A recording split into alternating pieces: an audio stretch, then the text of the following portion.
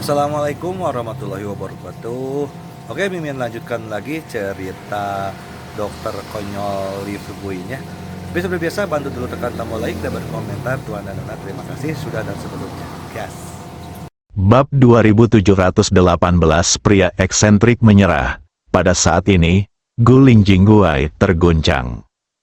Pikirkanlah baik-baik, segala yang dikatakan Lee Fugui masuk akal. Serangan mereka terhadap umat manusia berjalan lancar pada awalnya. Tetapi setelah Lee Fugui muncul, semakin banyak peri iblis yang memilih untuk bergabung dengan Lee Fugui. Hingga saat ini, 8 atau 9 dari 72 peri iblis telah menjadi bawahan Lee Fugui.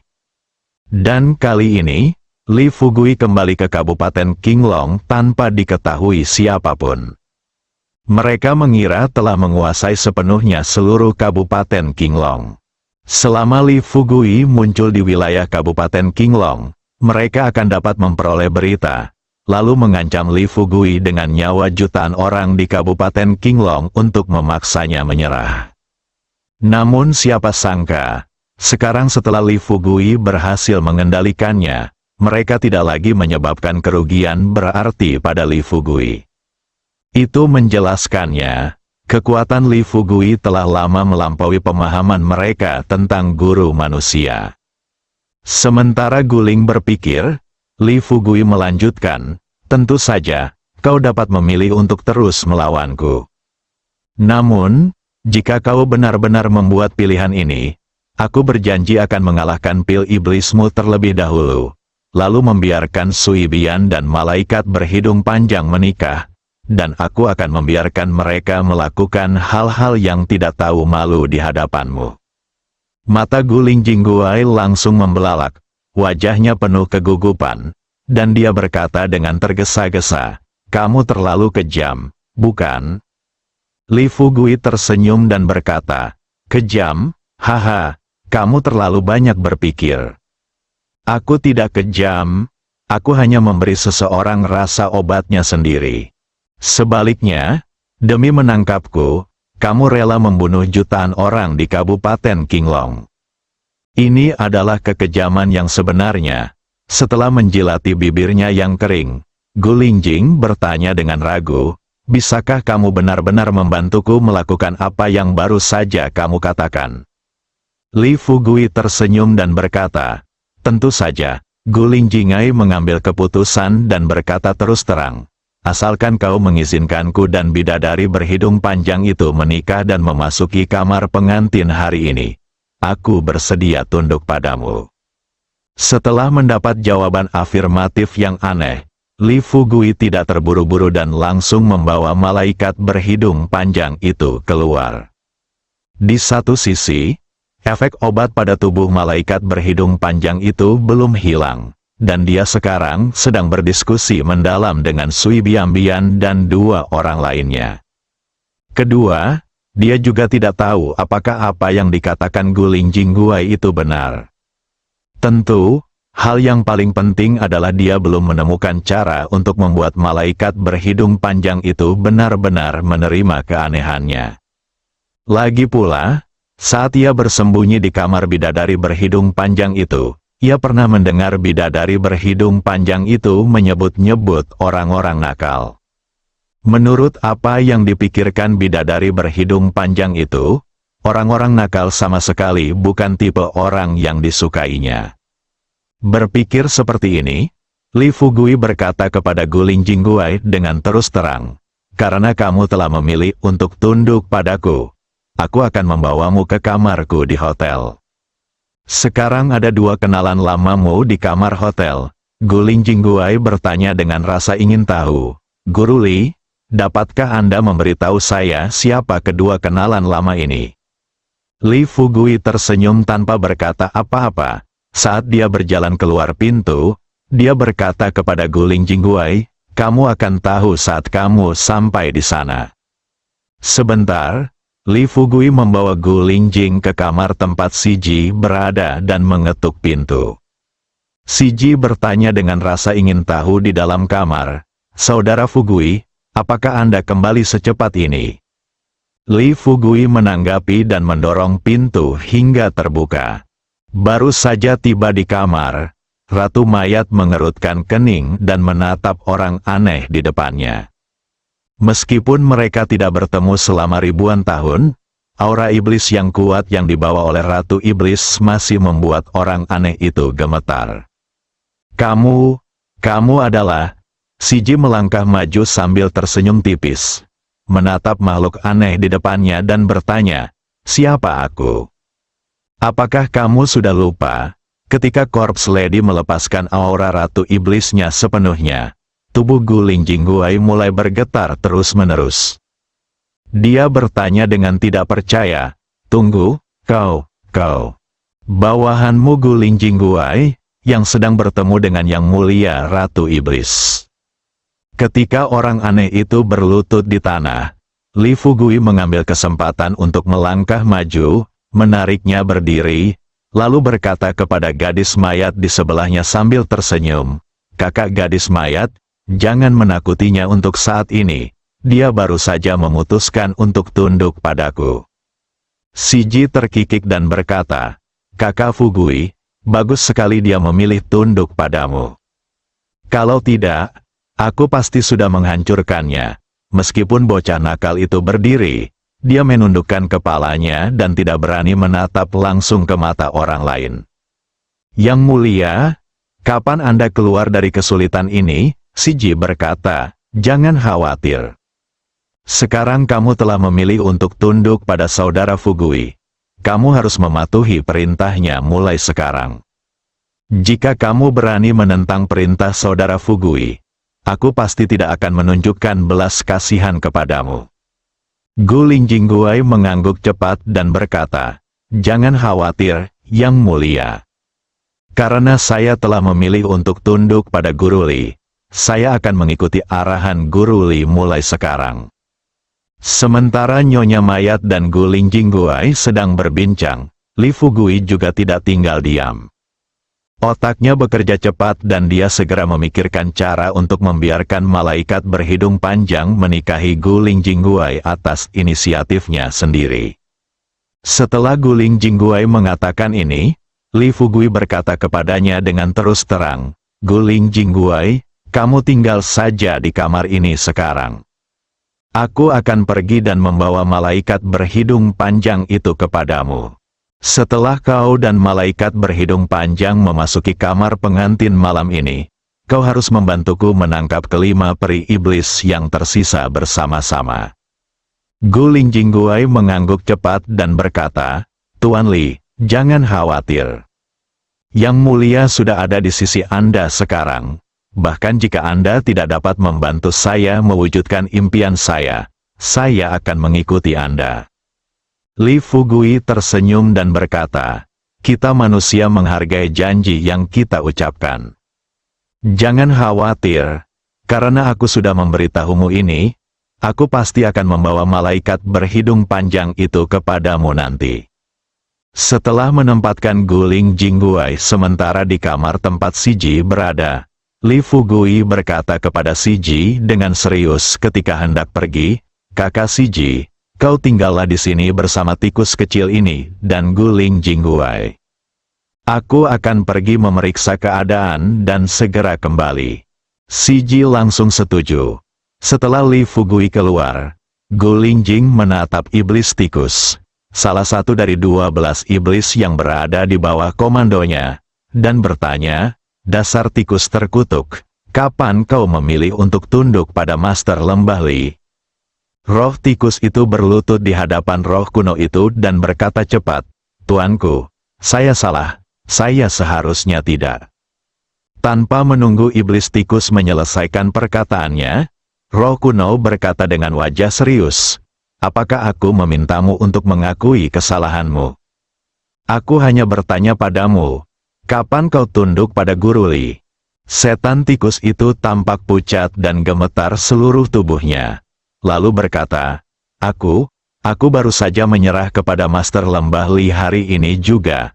Setelah mendapat jawaban ini dari roh tikus, Guling Jingguai benar-benar mengerutkan kening dan mengeluh, "Karena kamu telah tunduk kepada Master Lembah Li, mengapa kamu tidak memberitahuku sebelumnya? Jika kamu memberitahuku tentang masalah ini sebelumnya, aku tidak akan tunduk kepada Master Lembah Li sekarang." Setan tikus itu tercengang. Dia bergumam pada dirinya sendiri, "Bagaimana aku tahu kalau kau bersedia tunduk pada Master Lembah Li?" Tentu, meskipun dalam hatinya dia berpikir begitu, tapi tentu saja dia tidak berani mengatakan isi hatinya di depan orang aneh itu.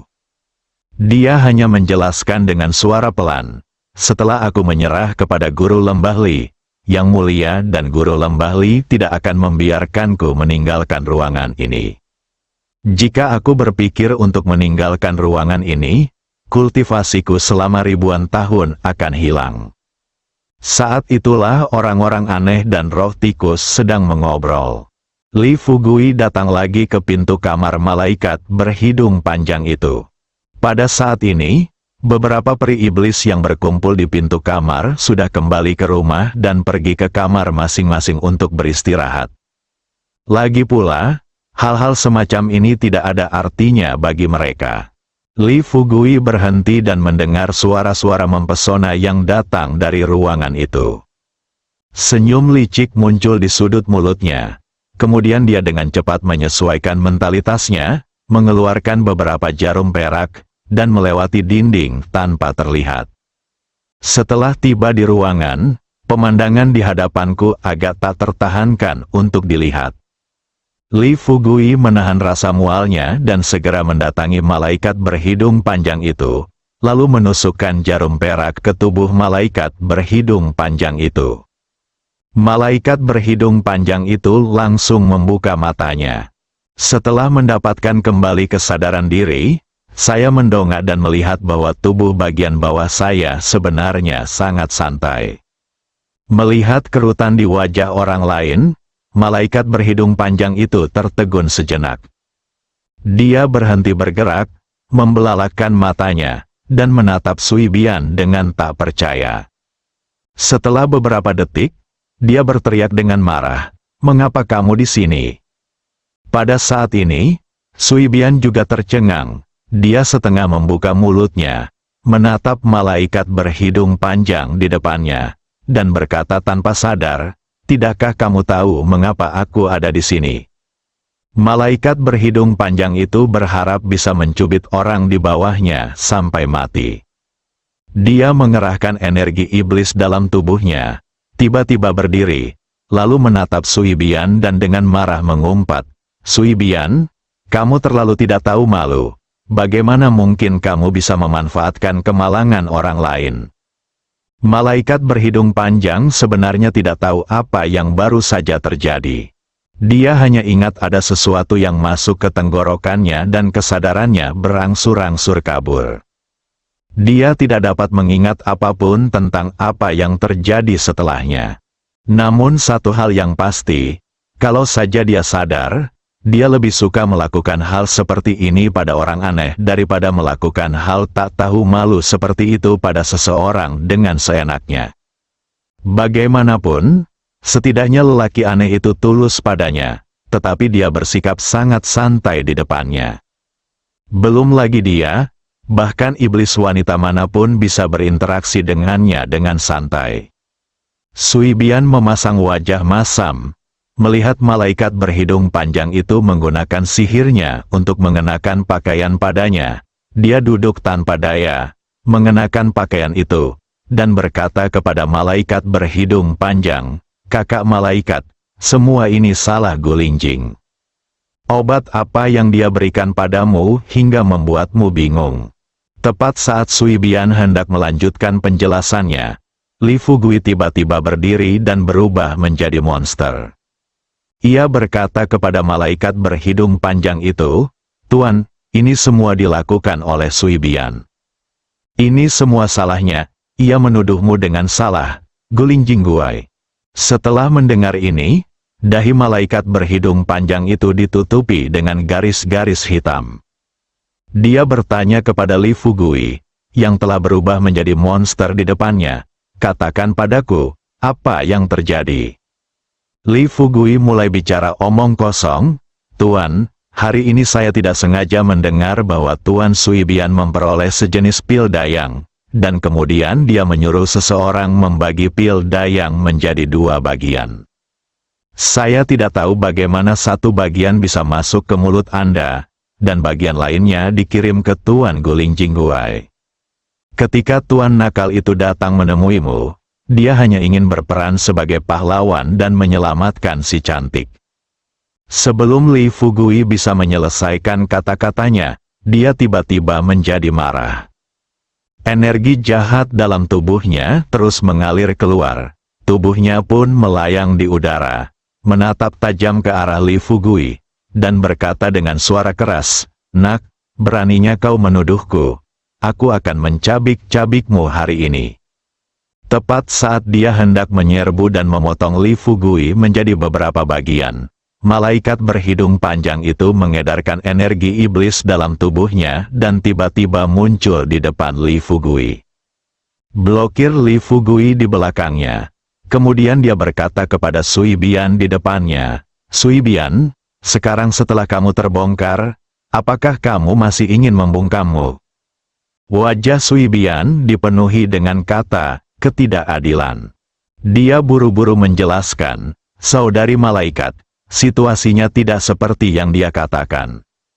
Penghasut masalah ini adalah Guling Jingguai. Jika kamu tidak percaya, kita bisa pergi untuk menghadapi Guling yang aneh dan yang mulia tanpa nama. Jika aku berbohong tentang hal ini, aku akan disambar petir dan mati mengenaskan." Li Fugui berkata dengan keras, "Tuan, jangan tertipu olehnya. Demi mendapatkanmu, dia sudah mematahkan salah satu lengan Tuan Guling Jingguai. Jika kamu tidak percaya padaku, aku bisa membawamu menemui Guru Guling Wei sekarang." Malaikat berhidung panjang itu mengepalkan tinjunya seukuran karung pasir, dan bertanya dengan gigi terkatup, "Kau benar-benar mematahkan lengan orang aneh itu?" Dia menyeka butiran keringat di dahinya dan berkata cepat, "Itu dia, itu dia. Dia ingin melakukan sesuatu yang buruk padamu, jadi aku menyerangnya tadi." Li Fugui berkata, "Tuan, dia hanya bicara omong kosong. Dia hanya ingin memiliki Anda dan melakukan hal-hal yang tidak tahu malu kepada Anda." Kemarahan di tubuhnya telah sepenuhnya tersulut, melihat monster di depannya berani mengipasi api dan mengatakan hitam itu putih dan putih itu hitam. Dia mengabaikan begitu saja halangan dari malaikat berhidung panjang itu dan terbang menuju Li Fugui.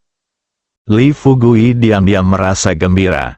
Dia segera menggunakan seni mendalam 89, melewati malaikat berhidung panjang, dan menyerangnya tepat di jantung dengan telapak tangan.